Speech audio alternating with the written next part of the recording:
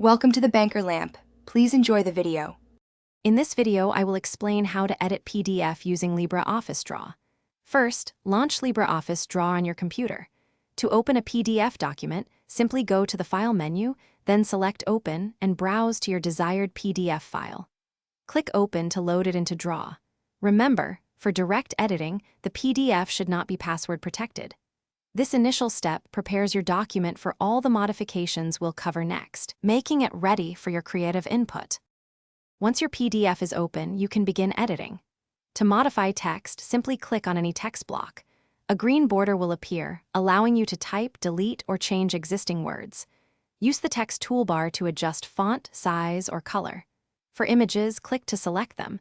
You can then resize by dragging the corners, move them around, or even delete them.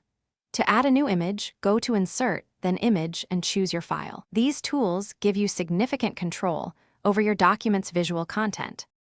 Beyond text and images, LibreOffice Draw allows you to add various shapes and annotations. On the left-hand drawing toolbar, you'll find tools for rectangles, circles, lines, and more. Simply select a shape and draw it onto your page. To add a new text box for comments or additional information, click the text tool and draw a box. You can customize shape properties like fill color, line style, and transparency using the Properties sidebar. This helps you highlight key areas or add new visual elements. After completing all your edits, it's crucial to save your work correctly. Go to the File menu, then select Export As and choose Export as PDF. A dialog box will appear, offering various options like image compression, security settings, and page range. Review these settings to ensure your exported PDF meets your requirements.